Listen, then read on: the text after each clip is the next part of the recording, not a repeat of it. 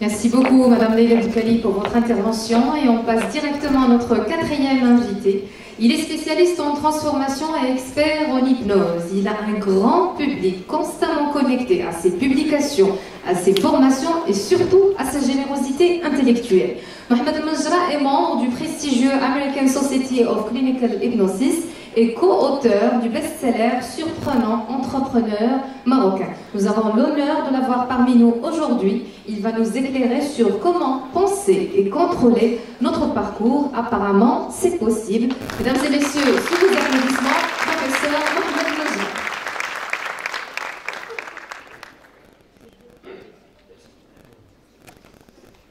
Bonjour tout le monde.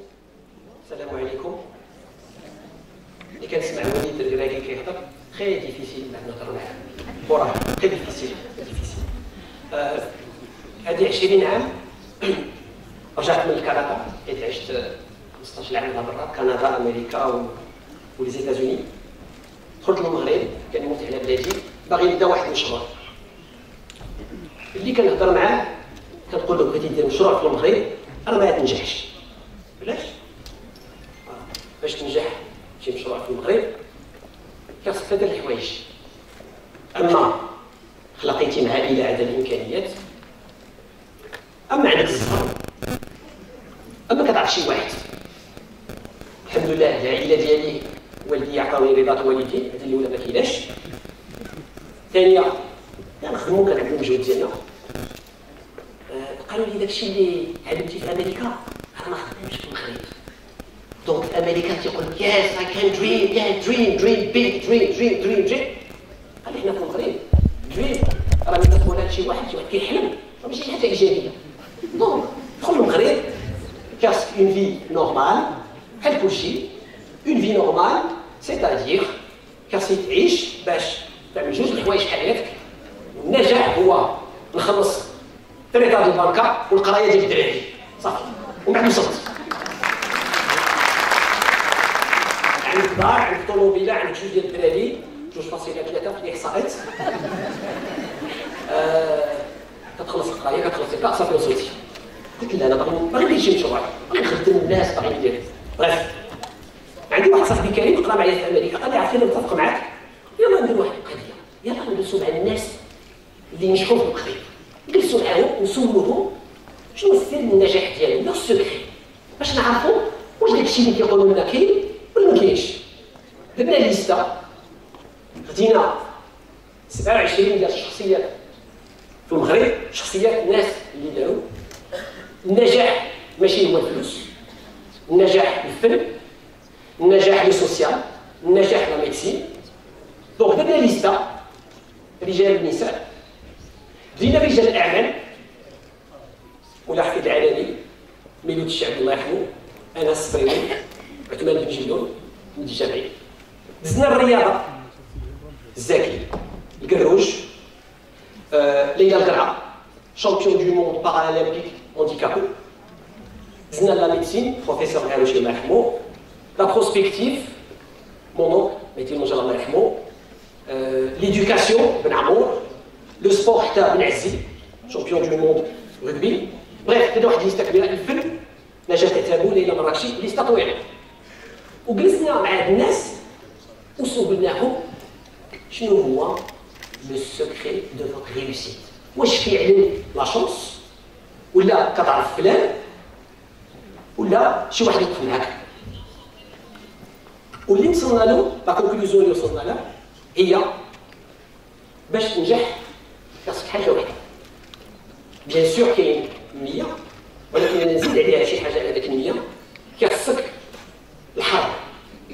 الحرب الصبيونيه لا غريندا، بالفرنساويه لا غاش، بالانجليزيه هانجر داك الجوع، ولا غاش كتجعلك عندك العافيه لداخل باش تبقى ماشي. وانا كاين ثلاثه الحوايج اللي ما كنامنش بهم وما باغيش نامن بهم، وما عمري ما نامن بهم، وما عمري امنت بهم، وما عمري نامن بهم. الحاجه الاولى لا شونس، الحظ. عندك الزهر. Je ne crois pas à la chance, parce que de formation, je suis ingénieur télécom, comme beaucoup d'entre vous. Et je sais que l'électron qui est machine, ما كيقولوش عقلو يدور à droite.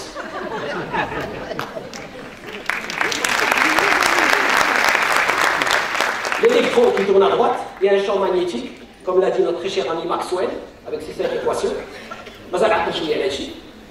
Donc la chance, je n'y crois pas. Tu crées ta chance. Deuxième des choses, هو l'âge. السن. مش عليك الحال. لا أنت صغير. لا أنت كبير. À n'importe quel moment, أي وقت يمكن لك تخلق حياتك. السعادة تجبرها 20 عام 30 عام 40 عام 50 عام. الحاجة اللي باغي دير أي وقت. خدمت مع واحد المدير ديال البنكة 58 عام. قلت له شنو دير؟ قال لي أنا خدت التقاعد ديالي. وأنا اللي كنهضر معاه زعما عرفتي التقاعد كيخصك توجد راسك التقاعد شنو كدير؟ قال لي ندوز الباك. ما فهمتش. قلت باك ياك ما بانكين سيرتيفيكات ولا شي حاجة. قال لي لا قلت له دوز الباك دي بلاش. قال لي دوز الباك بلاش. 58 عام واخد التقاعد ديالي في البنك. قال لي انا ندوز الباك ديالي وندوز الكونكور دو ميديسين ونقرا ميديسين. Il a passé son bac, il a eu le concours de médecine, ودابا il est en train de faire médecine. 58 عام وباغي يقرا ميديسين. اي الوغ اي وقت السن ديالك يمكن دير شي حاجه. والحاجه الثالثه اللي ما كنامنش بها je crois pas à l'intelligence. Il est intelligent. ذكي. Non, je crois au travail. Je crois au travail. Cheikh Talkoura, et que notre grand coach Glagui me contredit si je me trompe, تاريخ الكرة كاين 3 ديال لي جيني. بيلي مارادونا ميسي. الآخرين كلهم الخدمة الخدمة الخدمة الخدمة. أنا جو كخوا دون لو ترافاي. علاش؟ ملي كنا في المدرسة اللي كنا كنسميوهم لي جون انتيليجون الناس ذكيين هما الناس اللي كانوا يبقاو جالسين على الشيه. انا بعد ساعه كنوض وما بعد 4 سوايع ثاني خدامين. دونك اللي بغيت نقول لكم والميساج ديالي ساهل، اي وقت يمكن لك تعاود تخلق حياتك. اي وقت يمكن لك تعاود تبدا. اي وقت يمكن لك تعمل شي حاجه وتتجاوب. La capacité de vous réinventer. Et, الله يجازيكم بخير, il faut apprendre à rêver grand. قبيله كنهضر مع سعادة الوزير قلت له انا حاجه وحده اللي نبغي نقولها، حاجه وحده اللي نبغي ندخلها في التعليم في المغرب، خصنا نعلموا المغاربه والمغاربات يحلموا. il faut rêver. c'est-à-dire rêver هو الانسان اللي كيكون عنده واحد الاوبجيكتيف، عنده جوج الحوايج. اولا الاوبجيكتيف كيخلعو حيت كيبان كبير، ولوبجيكتيف كيشعل فيه العافيه ليكسيتاسيون. خصنا نعلموا للشبان. بغيت نقول لكم يمكن لكم تحلموا. يفو ريفي. عندكم اليوم نتوما جالسين هنا احسن مدرسه ماشي في المغرب، نقولها في افريقيا. وعلاش ما كانوش احسن من اللي كانوا في المغرب؟ والله داكشي اللي كيقراو في الميديكال كتقراو حتى نتوما هنا. غير الفرق تماك كيامنوا بالكفاءه ديالهم وكيحلموا. دونك انا نقول لكم عندكم مدرسه ممتازه، عندكم اساتذه ممتازين، عندكم كليه عندها واحد الشهره عالميه. الله يجازيكم بخير، حلموا. دونك هاد الناس اللي درت انا الاستجواب ديالي معاهم مع صاحبي كريم كلهم تيقولوا لك هكا. والسؤال اللي كان انا كيستعجب منه هو انا درست بزاف الخوف وكيفاش يمكن لك تحكم في الخوف وشنو هو الخوف والنوع ديال الخوف. وملي كنسولهم كلهم خصيصا رجال الاعمال قلت لهم شنو كيخلعكم؟ كلهم جاوبوني لا ميم ريبونس. شنو كيخلعكم؟ شنو هي الحاجه اللي كتخافوا منها؟ كلهم جاوبوني ميم ريبونس. كنخاف شي حاجه توقع للوالده، كنخاف شي حاجه توقع للوالد، كنخاف شي حاجه توقع لمراتي، كنخاف شي حاجه توقع للدراري ديالي. ولكن ما عمرهم ما هضروا لي على الخوف اللي كيتعلق بالعمل ديالهم. بغيتي تكون شي واحد ممتاز اش كيخصك دير؟ خاصك تزول الخوف، حيت اي حاجه بغيتيها راه مخبعه مورا الخوف. الخوف شنو هو؟ الخوف هو داك لونتيسيباسيون، هو لاناليز دي كونسيكونس. هو الانسان كيبدا يدير واحد التحاليل. منين كيجي خوف؟ الخوف كيجي من لانستان سورفي ليغو ومن ليماجيناسيون. ملي كتاخذ داك لانستان سورفي تاخذ لك عندك شي وقع لك لانستان سورفي وليماجيناسيون كتبدا تخلق شي تخوفات خياليه. داروا احصاءات، داروا دي زيتود في امريكا 92% ديال الاشياء اللي كنخافوا منها ما عمرها ما كتوقع.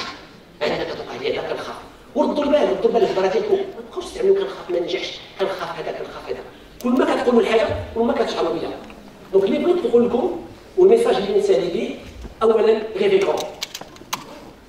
Et ne cherchez pas des vies normales, une vie normale. Là, c'est pas vrai. Vous devez chercher une vie exceptionnelle. حيت كل واحد فيكم خلاق اوريجينال. انا لا دي ان ديالي ماشي بحال لا دي ان ديال هاد الناس. حتى واحد فينا ما عندي لا دي ان بحال بحال. ملي كيسولوني اش كدير انت؟ في الخدمه ديالك، في المهنه. تنقول لهم انا بون سي فري خبير في التنميه الذاتيه، développement personnel, professeur en hypnose, expert en hypnose, conditionnement mental, داكشي كله. تنقول لهم انا عرفتي اش كندير؟ انا كنستف الدماغ بنادم. كيجي عندي بنادم زوينه في الدماغ ديالو. اش كندير؟ كنستفولو، كنقي، كندير الميلاج. بحال دخلتي لبيت شي واحد وجبرتي حوايج محطوطين، السروال هنا، الشوميج هنا، واش كندير؟ كنستفلو الدماغ ديالو. علاش؟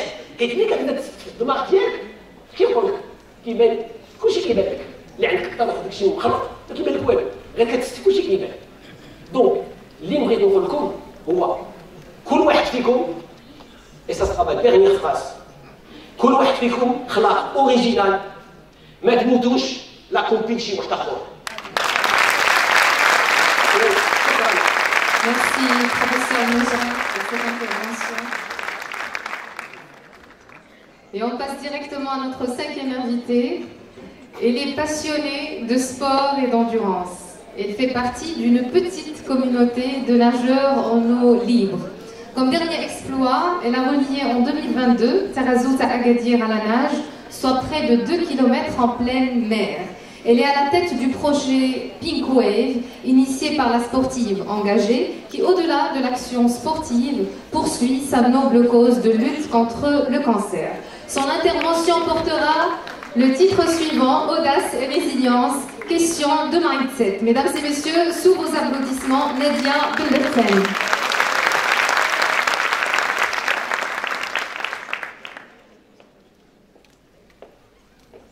Je vais essayer de battre le record de Simon Njra, le nombre de kilomètres qu'il a passé sur scène.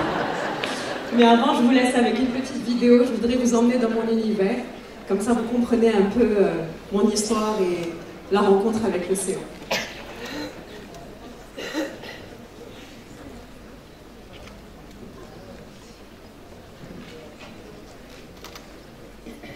Si c'est possible d'avoir le son, s'il vous plaît. C'est pas possible.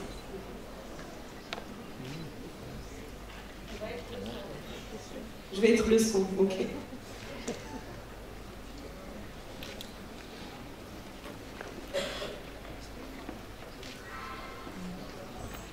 Bon. Donc vous allez voir beaucoup d'images de l'eau. Je passe beaucoup de temps dans l'océan. Ça c'était un peu le démarrage pour moi, le détroit de Gibraltar, mais je vais vous raconter l'histoire et vous pourrez continuer à regarder les images si vous voulez. Alors, moi c'est Nadia Belberten, je suis maman de 2 jeunes filles de 16 et 14 ans, 16 ans et demi et 14 ans et demi maintenant. Je dirige en fait la marque L'Engagement dans un groupe international qui a démarré au Maroc et qui rayonne aujourd'hui dans 17 pays. Et je suis une passionnée par l'océan et j'ai décidé à l'âge de 34 ans, donc comme quoi age is just a number, comme ça vient d'être dit, de commencer à me balader dans les océans. Et j'ai surtout, et jusqu'à maintenant, fait le choix de ne pas choisir entre ces 3 identités en fait qui font qui je suis aujourd'hui. Alors moi je suis née à Rabat, j'ai grandi à Rabat et j'ai grandi avec le sport, j'ai pratiqué beaucoup de sport grâce à mon papa qui est dans la salle et Ma maman est là aussi, vous pouvez l'applaudir aussi parce que c'est un travail de soin. Donc j'ai grandi à Rabat, j'ai grandi avec le sport et j'ai envie de dire j'ai grandi surtout avec les valeurs du sport, mais ça je l'ai compris après. Et j'ai pratiqué différents sports, du tennis, du karaté, j'ai appris la discipline qui va avec, l'envie de gagner, l'envie de compétition saine, etc. Mais il y a un sport dans lequel j'ai pas réussi en fait à réellement m'introduire. Et j'étais inscrite dans un club et donc tous les jours, je voyais, j'allais donc barboter dans l'eau un peu comme tout le monde. Et à 18h, la piscine fermait en fait pour les jeunes comme moi. Et il y avait les nageurs professionnels, les athlètes qui venaient pour s'entraîner. Et moi, je m'asseyais sur les gradins et je les regardais nager et s'entraîner. Donc je les regardais, je suis devenue amie avec certains. Je leur ai dit que c'était magnifique, c'est génial, comment ils nageaient, etc. J'ai découvert que je me débrouillais pas trop mal en fait en natation. Et malheureusement, je me suis dit non, je suis quasiment adolescente, c'est trop tard. Et la natation, il faut commencer tôt. Et je suis restée sur les gradins. Je suis restée sur les gradins à les observer, puis le temps est passé, j'ai eu mon bac. Je suis allée à Casablanca pour faire mes études. J'ai mis le sport malheureusement un peu entre parenthèses. Ensuite, j'ai eu la chance de rentrer dans une multinationale américaine, donc j'étais à fond dans le boulot. Après, j'ai eu ma première fille, et donc je me suis dit, mon Dieu, comment je vais faire à fond dans le boulot, et maintenant j'ai ma fille. Et j'avais encore le sport qui était entre parenthèses. Heureusement, j'ai eu la chance de prendre plein de kilos quand je suis tombée enceinte, 18 kilos. Et ça m'a poussée à me remettre au sport et je me suis dit, bon ben, je vais me mettre à courir. Dixit, la mode était à la course à pied, le semi-marathon. Je me suis dit, bon ben, pourquoi pas, moi aussi je vais me mettre au semi-marathon. J'ai tenté un premier semi-marathon, un deuxième, c'était sympa. Je suis tombée enceinte de ma deuxième fille.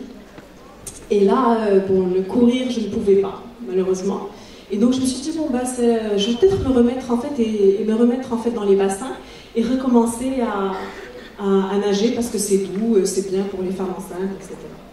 Et en fait, quand je me suis remise à l'eau, c'est vrai que je l'ai fait surtout pour pouvoir me sentir bien et me préparer, etc. Mais je me suis rendu compte que j'étais bien en fait dans cet élément et que j'aimais nager. C'était vraiment dommage en fait que j'avais complètement mis ça entre parenthèses. J'ai eu ma deuxième fille, ma Leïla, et là aussi, pour une raison que je ne saurais pas expliquer, j'ai arrêté de nager et je me suis remise à courir. Et là, c'était la mode des marathons. Et moi, en fait, j'ai un peu de naïveté dans mon approche en fait, des choses. Je me suis dit, bon, bah, si les gens courent des marathons, bah, moi aussi, je vais l'essayer. Et pourquoi pas, je vais essayer un marathon. Et j'ai couru mon premier marathon en 2012. Et j'ai adoré en fait toute la phase de préparation, la discipline qu'il fallait. L'organisation, le fait de courir en groupe, le fait surtout d'accomplir en fait quelque chose. Et au bout de ces 3h56 où j'avais couru en fait ce marathon-là, je me suis dit, en arrivant, je me suis dit, mais en fait, tu aimes le sport d'endurance, ça c'est une évidence, mais souviens-toi, en fait, toi tu aimes nager et tu cours. Donc il y a quelque chose en fait à aller chercher. Et donc je me suis dit, bon bah je vais, de la même manière qu'il y a des épreuves de course à pied pour des amateurs comme moi, je me suis dit peut-être qu'il y a quelque chose dans la natation. Parce que jusque-là, pour moi, natation c'est Michael Phelps. Donc s'entraîner en piscine, les compétitions, etc. Et c'est là où j'ai commencé à chercher et j'ai découvert en fait qu'on pouvait nager dans des lacs, qu'on pouvait nager dans des rivières, qu'on pouvait nager 1 kilomètre, qu'on pouvait nager 10, 20, 30, 40, 100 et surtout qu'on pouvait nager entre des continents. Et c'est là où j'ai découvert qu'on pouvait nager en fait traverser le détroit de Gibraltar. Et là je me suis dit, mon Dieu, vous imaginez commencer en Espagne et arriver au Maroc, dans mon pays, en pratiquant ma passion. Et je me suis dit, ben, c'est ça que j'ai envie de faire. J'y connaissais absolument rien à l'eau libre, à cette discipline. Moi, pour moi, nager, c'est avec les petits carreaux, la piscine, les repères, etc. Et donc, évidemment, qu'est-ce que je fais? Je vais sur Internet. Et donc, je commence à chercher. Et je trouve qu'il y a une association mondiale de l'eau libre. Et donc, je décide d'écrire au président et de lui exposer mon cas. Et donc, je lui ai écrit, je sors mon anglais voilà, le plus parfait possible. Et je lui dis voilà, je suis une jeune femme de Casablanca, je suis maman, j'ai un poste de responsabilité en tant que manager, j'ai jamais nagé plus de 3 km en natation de ma vie, je ne nage jamais en mer, mais j'ai envie de traverser le détroit de Gibraltar. Évidemment, en faisant ça, moi je me suis dit, en plus comme c'est un Américain avec le spirit d'encouragement et tout, il va me dire yes, go ahead, go get it, et tout ça, je me suis dit ouais super, il va m'encourager, c'est ça que j'attendais en fait. Et là il me répond, Steven Mounatounes il s'appelle, il me répond, il me dit ok, c'est bien de vouloir traverser le détroit de Gibraltar, mais si vous nagez que 3 km, que vous nagez jamais en mer, ben, peut-être qu'il faut penser à faire autre chose. Rester dans la course à pied. Et là, vous vous rappelez, je vous avais dit que j'étais restée sur les gradins pendant très longtemps, en fait, quand j'allais au club. Ben là, je me suis dit, en fait, j'ai revu cette image et je me suis dit, mais qu'est-ce que je fais? Est-ce que j'écoute l'expert, le gourou de l'eau libre qui me dit, va faire autre chose, et je reste encore une fois dans les gradins? Ou est-ce que je trouve une solution? Et heureusement, j'ai décidé de ne pas l'écouter. Je vous ai dit que j'étais un peu naïve aussi. Je me suis dit, bon, il y a des gens qui l'ont fait. Donc au lieu de m'accrocher à ce que ce monsieur m'a dit, je vais aller chercher plutôt des gens qui l'ont fait et voir et trouver une solution. Et surtout, je me suis rendu compte, et pour moi ça a été ma première leçon, alors j'avais 34 ans, j'ai mis du temps à comprendre, mais du haut de mes 34 ans, je me suis dit, mais en fait, pourquoi est-ce que tu cherchais la permission et tu cherchais à ce que ce monsieur, en fait, croie en toi? Si toi, avec ton message un peu hésitant, et tu cherchais, en fait, finalement une permission, on ne peut pas te renvoyer autre chose. Et donc, la première, en fait, qui devait avoir confiance en moi, c'était moi-même.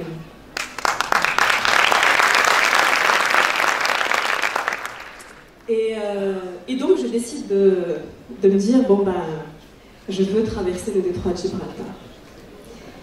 Et bon, évidemment, je me suis dit, bon, maintenant, il y a un objectif, il y a un rêve, c'est un objectif clair, maintenant il faut un plan.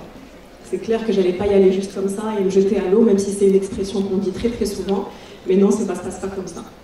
Et donc je me suis dit, bon, première des choses, il faut que je découvre ce que c'est l'eau libre. Et donc je cherche une course pas trop loin, parce que malheureusement, en 2013, cette discipline n'existait pas, n'était pas vraiment encore pratiquée au Maroc. Et donc, je cherche en fait pas très loin, en Espagne, une distance qui soit un peu plus challenging que les 3 km que je faisais en piscine, et suffisamment longue pour justifier que je prenne un billet d'avion quand même. Et je m'inscris à 6 km en Espagne pour tester en fait, et essayer de comprendre ce que c'est l'eau libre véritablement. Et donc j'y vais, et là je trouve une communauté. J'arrive, je trouve plein de gens avec les t-shirts, moi j'ai fait 30 km, moi j'ai fait 10, etc. Et moi j'arrive, et alors qu'est-ce que tu... Alors, ils n'avaient jamais vu de Marocaine, déjà. Et donc, et toi, qu'est-ce que tu as fait? Je dis, moi en fait pas grand-chose, je suis là pour apprendre. Et là c'était génial parce que finalement j'ai trouvé une communauté en fait, et des membres en fait des gens que j'ai rencontrés lors de ces événements sont encore aujourd'hui des amis avec qui on est constamment en contact, et certains d'eux sont venus nager au Maroc. Et donc 6 km, ça a été, on va dire, mon baptême. Et là, j'ai vraiment compris que c'était quelque chose que j'avais envie en fait d'explorer un peu plus. Et donc 6 km, le détroit de Gibraltar, je m'inscris. J'envoie un mail pour m'inscrire à l'association qui organise ça. J'étais sur liste d'attente parce qu'il faut... il y a pas mal de demandes et les fenêtres pour pouvoir réaliser cette traversée est très courte. On ne peut traverser qu'entre avril et septembre-octobre à cause des conditions climatiques, et ce n'est pas toujours possible. Entre-temps, je m'inscris aussi dans un événement un peu plus long, parce que je me dis, passer de 16 à plus de 14 bornes, c'est compliqué. Il faut construire l'expérience que je n'avais pas. Donc je m'inscris à une autre course en Italie pour tester, en fait, me tester sur les longues distances. Et je reçois la réponse. J'ai mon inscription, j'ai mon slot, j'ai ma semaine pour pouvoir réaliser cette traversée du détroit. Et donc le 28 avril 2015, à Tarifa avec ma famille.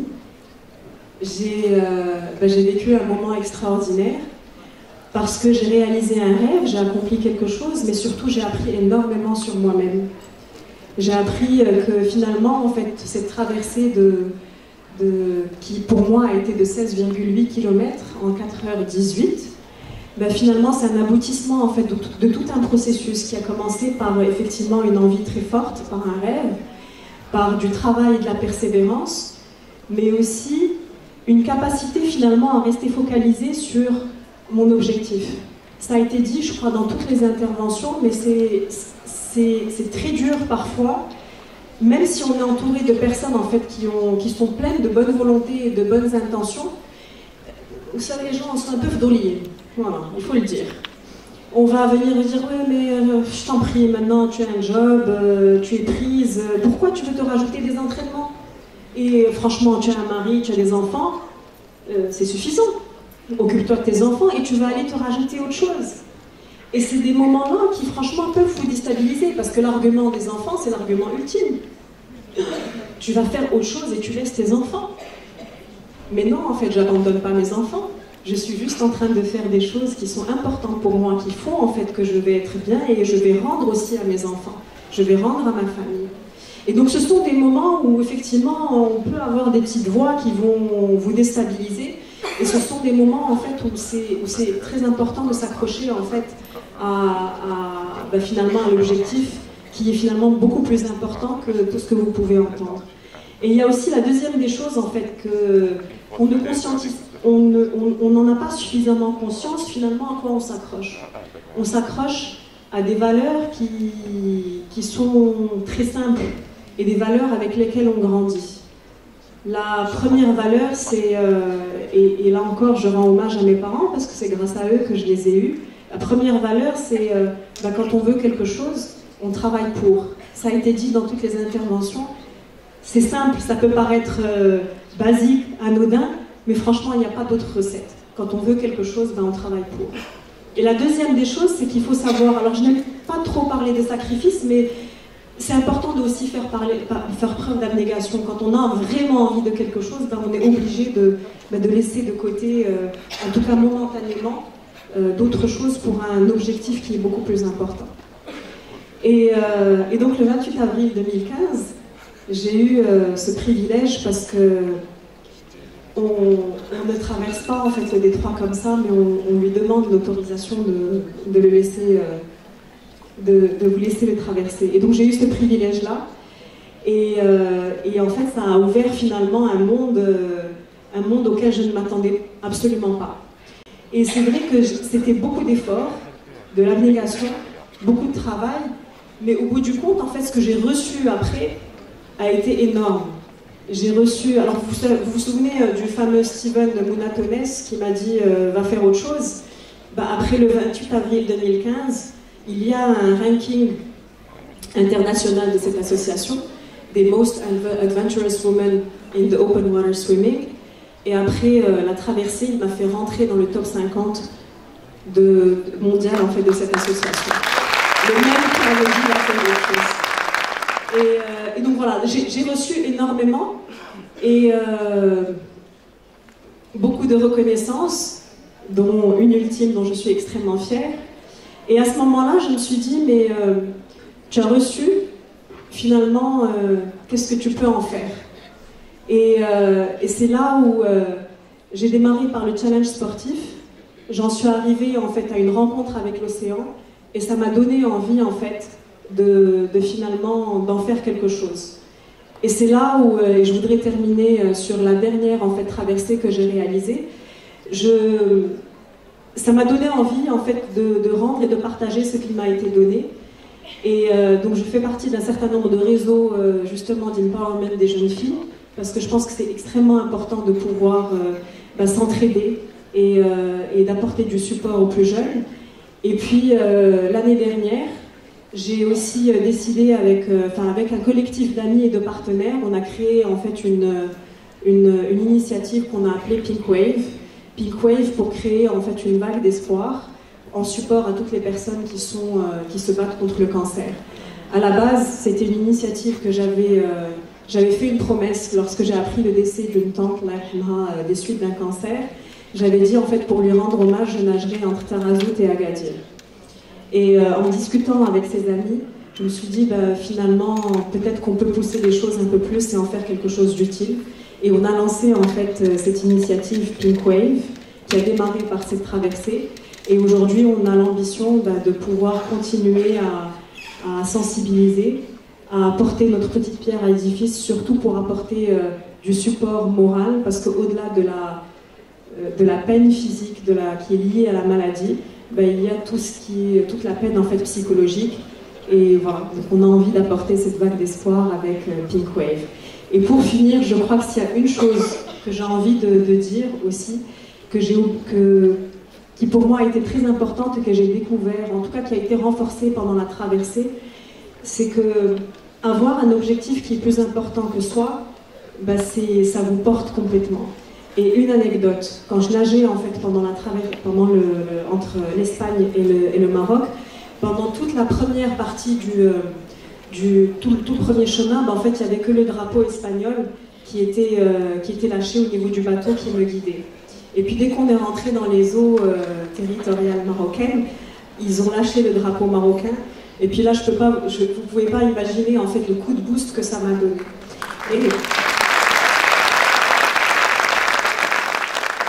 Et c'est quelque chose qui fait partie de mon identité. Je me suis rendu compte à quel point c'était quelque chose d'important pour moi. Et à quel point c'était important pour moi aussi de pouvoir donner et rendre à ce pays en fait qui m'a fait, qui continue à m'accueillir. Merci. Merci beaucoup, Madame Nadia Benbatten. Ce boost, on l'a reçu, il est contagieux. Et on passe directement à notre 6e invitée. Elle est présidente de l'association Baraka Angels, ou comme certains l'appellent, l'ange des montagnes. Selwazi l'a fondée en collaboration avec d'autres personnes il y a des années, l'association Al-Baraka Angels, et qui s'occupe du développement socio-économique, éducatif et culturel de la population vivant dans les montagnes isolées, suite à une première grande opération humanitaire au bénéfice des habitants de la région d'Enfgou dans le Moyen Atlas. L'association s'est elle-même spécialisée dans l'organisation de stages d'animation culturelle et artistique chaque été pour rafraîchir l'intelligence des jeunes et booster leur potentiel et créativité. Nous avons l'honneur de l'avoir avec nous aujourd'hui. Son intervention s'intitulera « La résilience, un engagement au quotidien ». Mesdames et messieurs, sous vos applaudissements, Selwa Zlim. Bonjour tout le monde. Je voudrais remercier déjà Monsieur le Ministre, Mesdames les Ministres, le corps dirigeant, les enseignants aussi et les étudiants qui sont tous présents aujourd'hui. Alors je me présente, je suis Selwazine, je suis à la tête de 3 magnifiques enfants, 35, 30 et 25, et j'ai une petite fille aussi qui a 11 ans. Alors mon voyage a commencé il y a un peu plus de 10 ans, et c'était dans la région d'Enfgou suite au décès d'enfants par le froid, de nourrissons. C'est triste de dire qu'au XXIe siècle, on a des bébés qui meurent par le froid au Maroc, mais c'est une réalité. Donc avec tout un groupe de jeunes Marocains, nous sommes partis, on était 60, et on a appelé ce voyage le voyage de l'espoir. Et on est parti dans la zone d'Enfgou. On a logé chez l'habitant pendant 3 jours, et on a vu les conditions dans lesquelles vivent ces montagnards, et surtout les mamans, parce qu'elles sont tous les jours très résilientes face à l'adversité. Elles vont collecter le bois, elles font la cuisson des aliments, elles accompagnent les enfants à l'école parce que c'est un combat pour les enfants. Il faut traverser des fleuves, il faut faire 4-5 km à pied. Nous, on est dans notre zone de confort. On n'imagine pas ce qui se passe dans le Maroc enclavé. Et tout le monde devrait aller y jeter un coup d'œil. Vraiment, il y a beaucoup à faire. Donc, ce voyage a été pour moi une révélation. Et en revenant du voyage, je me suis dit, on ne peut pas avoir vu tout ça et retourner dans son cocon douillet et oublier ces personnes-là. C'est vraiment impossible. Donc avec ce groupe-là, j'ai dit, qu'est-ce qu'on peut faire pour ces habitants? Les gens n'étaient pas très intéressés parce que déjà, ce voyage de l'espoir, c'était vraiment très fatigant parce qu'on a passé 1 mois à préparer cette caravane humanitaire qui avait ciblé 1750 personnes. Et donc, quand on travaille, quand on a des enfants, quand on a une vie à côté, c'est pas très facile de suivre tout ça. Mais moi, je ne pouvais pas fermer les yeux. L'image de ces montagnards et de ces femmes, de ces enfants, était ancrée dans mon visage. Donc, d'où la création de l'association El Baraka Angels, qui a été créée en 2013. Donc, depuis cette année-là, je me bats pour cette association avec beaucoup d'autres personnes et beaucoup de femmes à côté de moi. Et les femmes sont plus résilientes et plus endurantes que les hommes. D'ailleurs, on le voit dans la vie de tous les jours. Quand une femme est malade, eh ben, elle se lève, elle travaille, elle cuisine, elle s'occupe de ses enfants. Et l'homme, quand il est enrhumé, il est alité. C'est une réalité triste, mais elle est là. Donc les femmes sont plus endurantes, donc j'espère que nos étudiantes qui sont là sont vraiment très endurantes. D'ailleurs, quand on prépare une caravane, nous, pour l'association, on a plus de femmes investies que d'hommes, alors que les femmes, elles ont leur travail. Moi, je suis coiffeuse esthéticienne, je n'ai pas fait de parcours universitaire, je suis coiffeuse esthéticienne, je travaille 8 heures par jour, samedi inclus, et pourtant, je travaille pour l'association 24 heures sur 24. Ça veut dire je dors, je pense aux actions qu'on va faire. Depuis 2013, avec l'aide de toutes les personnes qui nous entourent et de toutes les personnes qui nous font confiance, des donateurs, on a initié de très belles actions. On a rénové quelques 18 ou 19 écoles parce que je vais vous dire, quand on va dans le milieu rural, montagneux surtout, 80% c'est des garçons et 20% ce sont des filles. D'abord, problème majeur, il n'y a pas de toilettes dans les écoles. Quand il y a des toilettes, il n'y a pas d'eau. Donc les petites filles abandonnent, elles ne vont pas à l'école. Quand la fille a ses règles, elle ne va plus à l'école. Son père la laisse à la maison. Après, pour celles qui passent le primaire, elles arrivent au collège. Il n'y a pas de collège dans le Douar. Le collège est à 50 ou à 60 km. Ils font aller à Dar Taliba. Les parents refusent que leur fille aille à l'internat. Ce qui est triste parce que les filles, en général, ont un bon niveau scolaire par rapport aux garçons. Et toutes les petites filles se retrouvent à abandonner. Rares sont celles qui subsistent. Donc il faudrait trouver des solutions à ces jeunes filles parce qu'elles ont envie d'étudier. Elles ont envie d'être dans cette école-là comme vous toutes. Mais rares sont celles qui ont la chance. D'ailleurs, pour l'anecdote, cette année, je suis retournée dans la région d'Enfgou qui a été le déclic pour l'association et on publiait sur la page de l'association et je reçois un message. La première année, on était parti en 2013, janvier 2013, et on était passé dans les écoles, et on avait vu les enfants et on leur avait promis, en tant que citoyen, pas en tant qu'association, je leur avais dit, écoutez, à la fin du trimestre, les 2 meilleurs de chaque classe, on les emmène en voyage à Marrakech. C'est des enfants qui n'étaient jamais montés dans un transport, qui n'étaient jamais sortis de leur Douar. On leur a dit alors, étudiez bien et on prend les 2 premiers. Et à la fin du trimestre, on a contacté les professeurs des 10 écoles qu'on avait choisies et ils nous ont donné la liste des enfants. Et on a pris 2 transports touristiques. On est allé récupérer 50 enfants et 10 enseignants et on les a amenés à Marrakech. Pendant 5 jours, ils étaient à Marrakech, on les a habillés, on les a... Ils étaient comme des citadins, parce qu'en venant, ils étaient avec des peignoirs, ils ont vomi dans le bus, parce qu'ils n'étaient jamais montés dans un transport et ils ont vu autre chose. Mais ils étaient heureux. Et donc, pour l'anecdote, je racontais, donc on publie cette action de Enfgou, j'y ai retourné après 10 ans, et ça m'a fait vraiment chaud au cœur de retourner dans le village qui a été à l'initiation de l'association El Baraka Angels. Et je reçois un message sur Instagram d'une jeune fille qui me dit « J'étais très contente de te revoir. » Je lui dis « Mais tu es qui ?» Elle me dit « Tu sais, je suis une des petites filles que tu as emmenées à Marrakech. Et je suis à l'université de Meknès et ça m'a donné envie de continuer. » Je lui dis « Pourquoi tu n'es pas venue me voir ?» Elle m'a dit « J'ai pas osé. J'ai pas osé venir te déranger. » Je lui dis non, mais tu pourrais pas déranger. Et donc, ça m'a fait plaisir que le fait qu'on ait emmené ses enfants à Marrakech et qu'elle ait vu autre chose, cette petite fille du village ait eu envie de poursuivre ses études et d'avoir un parcours plus important pour aider aussi son village, parce que c'est l'objectif. L'objectif de ces enfants, c'est aussi d'aider leur famille, parce que d'accord, on va dans une grande ville, mais on aimerait bien que tout le Maroc soit une grande ville et pas qu'il y ait des zones enclavées où il y a des gens qui n'ont pas d'eau, qui font 4-5 km pour prendre un seau d'eau, d'enfants qui font 4-5 km pour aller à l'école. L'état des écoles est malheureusement lamentable. les écoles sont construites, c'est bien, et il y a des écoles satellites qui rapprochent l'enfant de l'école. Des fois, on a des écoles où il y a 7-8 enfants, c'est excellent. Mais vu les conditions climatiques dans les montagnes, les écoles se détériorent très très vite. Et là, on a besoin de tout le monde. On a besoin de tous les Marocains. Parce que, comme je dis, c'est l'affaire de tout le monde. C'est pas l'affaire de l'État. C'est pas l'affaire du ministère. C'est l'affaire de tout le monde. Et chacun, en faisant un petit quelque chose, peut aider justement ces personnes dans les zones enclavées. Ces filles ont besoin d'étudier. Les garçons ont besoin d'étudier. Ils ont besoin d'avoir une école adéquate.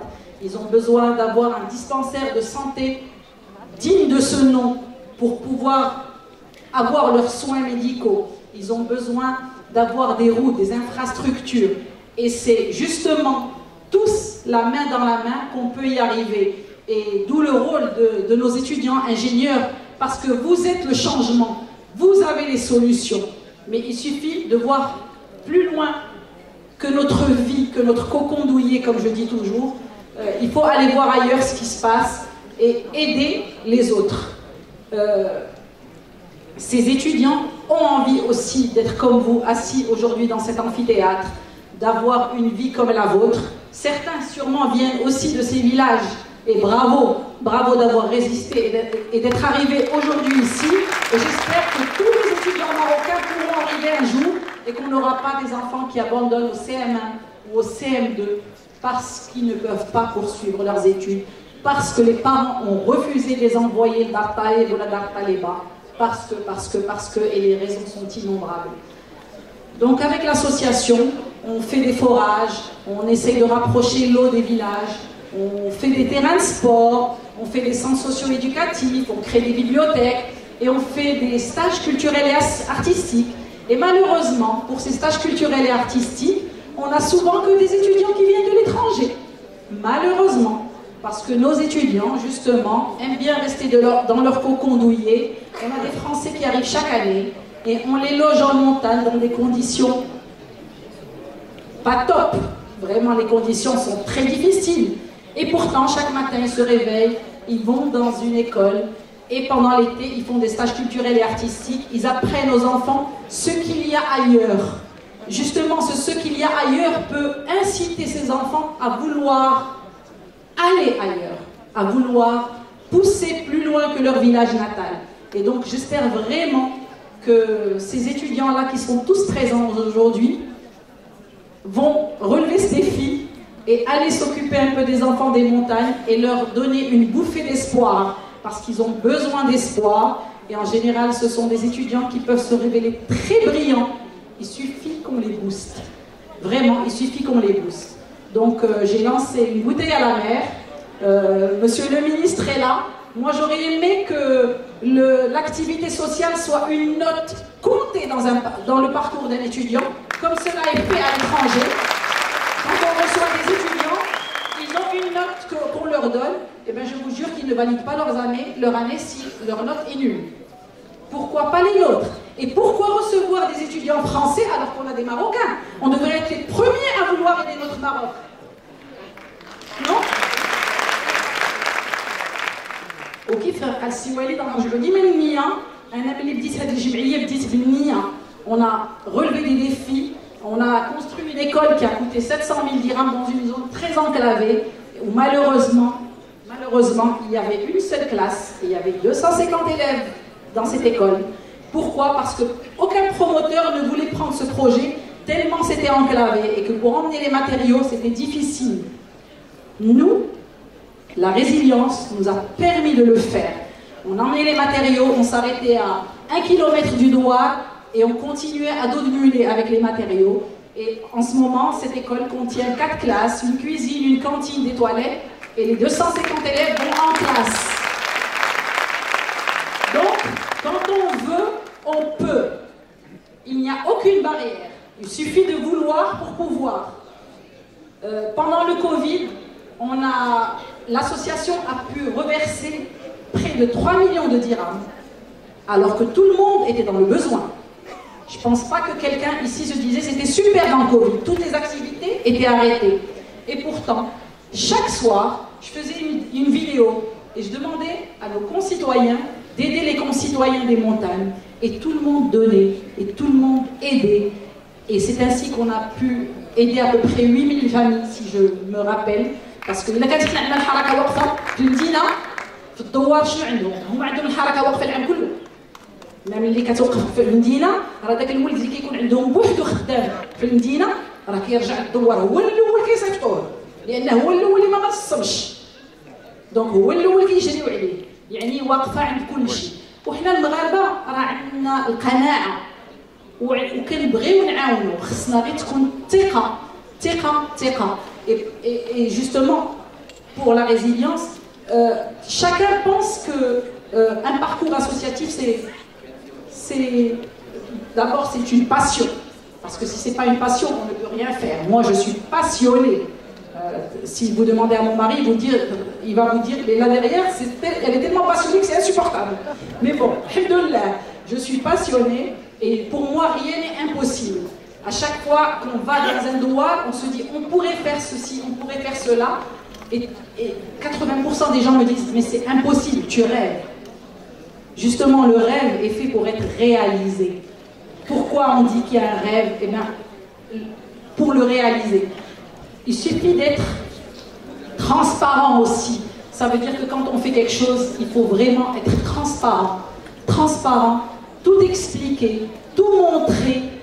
Alhamdoulilah, Rabbi kikemmel. Cette année, on a pu aider, je ne sais pas, 4000 familles cet hiver, c'est pas les 4000 familles, je pense.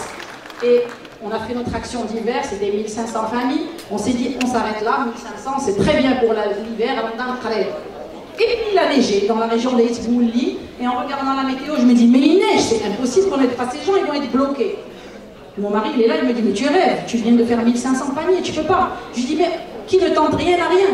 On a tenté, ça a marché. Il y a eu les chutes de neige à Ouarzazate. On a tenté, ça a marché. Alhamdoulilah, il suffit d'être transparent et avoir beaucoup de courage pour résister. Donc, par rapport à l'anecdote aussi de la résilience, en retournant à Enfgour, on y était en février cette année, début mars, j'ai été agréablement surprise par une jeune fille que j'ai retrouvée là-bas, qui s'appelle Filwa Lindsay et que je salue aujourd'hui, elle n'est pas présente. C'est une jeune fille qui a fait un parcours académique en France et qui avait un super emploi dans une grande multinationale et qui aime les randonnées. Donc elle est venue faire une randonnée dans le Moyen Atlas et elle est allée dans le village d'Envrou. Je ne sais pas si quelqu'un ici connaît le village d'Envrou. Voilà. Elle est allée dans le village d'Envrou et elle a été attirée justement par la résilience des femmes. Elles ont envie d'aller plus loin. Elle a tout laissé tomber. Et elle est venue, elle s'est installée chez une famille pour que quelqu'un ait fait ses études. On a l'habitude que les Européens fassent ça. Ils laissent tout tomber et recommencent à zéro. Et bien cette jeune fille, elle a tout laissé tomber en France. Son appartement, son travail, et elle avait un super poste. Et elle est venue s'installer à Enfgour, justement. Au début, elle a habité chez l'habitant. Puis après, elle a loué une petite maison et elle a commencé à aider les femmes du village, à leur donner des cours. Elle travaille avec les enfants. Elle fait office d'infirmière dans le Douar. Quand quelqu'un est blessé, c'est elle l'infirmière. Et elle essaie de pousser les femmes plus haut. Elle est en train de leur créer une coopérative de tapis. Elle leur donne des cours de dessin pour que justement, elles puissent aller plus loin. Donc vraiment, je trouve que c'est une fierté cette jeune fille. Il n'y en a pas beaucoup, malheureusement. On aimerait bien qu'il y en ait beaucoup au Maroc. Donc si ça peut donner des idées à certaines. حنا les femmes ملي كنبغيو شي حاجه راه كنقدروا عليها. راه كيقول لك يقدر عليكم غير الله سبحانه وتعالى وراه بصح. ملي كنديروا شي فكره في راسنا راه ما يزولها حتى.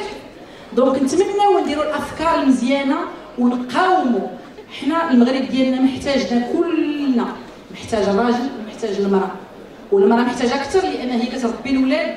دونك خصها تعطي ديك الطريقه لوليداتها باش حتى هما يمشيو بعيد ويعاونوا بلادهم. راه بلادنا ماشي هي الرباط وماشي هي لو موند فين انا عايشه. راه بلادنا هي البلاد كلها، كل شيء محتاجنا. وإلا درنا يدينا يد كل واحد يديه في يد الاخر راه يمكن نمشيو بعيد. وراه حنا شفنا في الفوت تبارك الله مشينا بعيد. علاش كنمشيوش بعيد في كل شيء؟ راه كاينين باقي الدواور اللي ما عندهمش الماء.